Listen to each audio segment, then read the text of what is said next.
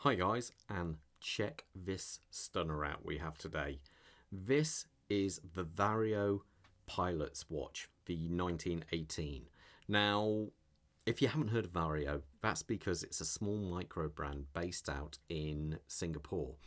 They do some lovely little watches. I reviewed a couple to be fair, and I've always been impressed. This one though, I have a bit of a soft spot for, I have to say.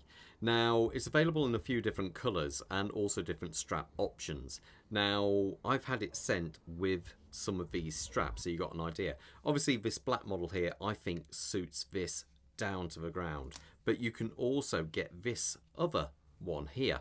Now, being that this has fixed spring bars, the way it locates, obviously this is a single pass NATO going through there. This one here, they have screws on the back, so you undo that and put it round and then screw it back in. But also there is this one. Now this one actually loops round. This, I'm not quite sure what it is, if it's like an aluminium in there or a carbon piece, I'm not sure, but that then hooks round and locks in. But to be fair, as nice as they are, this black strap just suits the watch down to the ground. I think it's absolutely amazing. Now, obviously the big thing before we start talking sizes and everything like that is you're going to notice the crown being offset here as to the 12 o'clock position. The reason for that is, as I say, it is supposed to be a pilot's watch. Now, I've worn this today and I've been doing a bit of driving, and when you're driving, you don't view a watch this way round when you're driving. You view it on your hands that way round. And guess what? The 12 o'clock is then at the correct position. So that's the whole reason for it. Yes, it does take a little bit of getting used to, but no time at all, it all makes perfect sense. So anyway, let's talk sizes. We're talking a 40mm case size, a thickness of 12 millimeters. A lug to lug along this point across the metalwork of the case there is 47 mil, and the strap size is 20 millimeters. The dial, now I think this dial is absolutely stunning. It's a real inky gloss black. The reflections of the hands on it, it just looks superb. I really think the dial looks incredibly, it feels a very classy bit of kit. It is definitely a real star piece of this watch for the inky black. Now, you have these applied, you have the printed on hour markers there as to the minute track. The hours themselves and the hands are loomed. To be fair, the loom on the dial isn't as strong as the hands. The hands is really good. Now, you may just think it's all black and white until you look very closely, and that second hand there has got a red tip to it. It's just so nicely done. I like the fact the only script is Vario on there. I like it. It's kept it simple. None of this chapter after chapter about how water resistant, how is it automatic, isn't it? You know, it's like, do you really need to see that? You don't. This is kept simple and nice. Just the finishing is just, it's just done nicely, and all this at an affordable price. This is £304 shipped out, so it's, I think it's a cracking watch for that price. But anyway, let's talk about the sapphire crystal next. Basically, the crystal on this, as I say, sapphire, double domed AR coating on the inside. So that way you haven't got to worry about scratching the AR coating on the outside. The case itself is beautifully done. We have a polished top and this radial brushwork going around there, and then these fixed lugs which are polished. And as we come around here, we have the crown, which just has, zoom in, there you go, the V for Vario on there. Now, it's not a screw down crown. This is a hand wound watch, so you just can wind it all the time. At the moment I'm at full wind, so I can't actually do anything with it.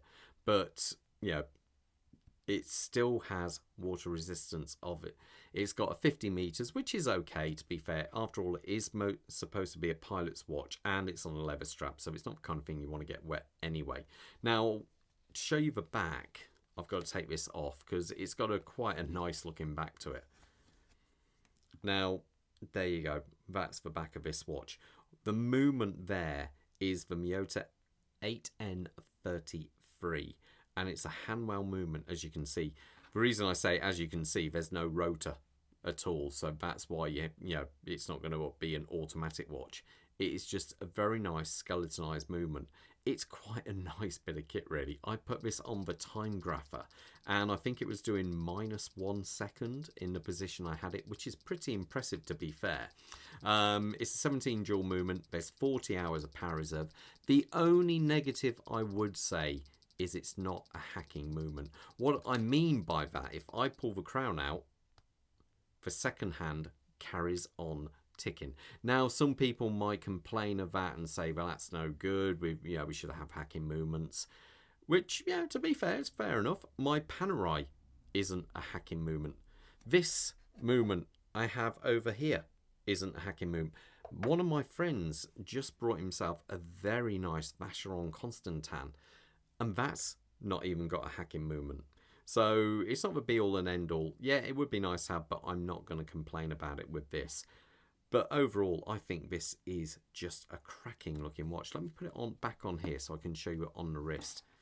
I don't know if you may have noticed, I do handle very, very expensive watches. But at the end of the day, I am into my watches, not just because of price point, but do I like them or not? And this watch I like. Quick wrist check. I'm wearing a Damasco D-sub, which is in for review, and Bob has got himself another Damasco because you know what he's like. He's always trying to outdo me. So let's take this off. My wrist size is 7¼ inches. That equates roughly to 18.5 centimeters, I believe it is. So let's just put this on and see what you guys think. But honestly, I think it's a cracking looking watch. I love the Bund strap. It just gives it that bit more presence. It looks like it is a proper kind of time period watch there. I really do like this watch. One other thing I should say is when you receive a watch, it comes in a very nice pouch like this. So the good thing is with this, you can store the watch in there, and you can store lots of other straps for that watch in there, which just makes it overall a nice little thing. You know, we all know that we buy watches and then we have all these boxes, but what use are they? Absolutely zero, really. So it's kind of nice to have something which you can actually use, at least if you're going somewhere. Even if you're just taking this one watch but you want to take a multitude of straps with you, you can just take this with the straps in there, and it rolls up nicely and just simply attaches, he says. Oh, actually, yeah, that's it, roll it up, and then it just locks together like that. Simple little things. Yes, I have done it the wrong way, haven't I? There you go. But anyway, I'll leave you to it, that, guys.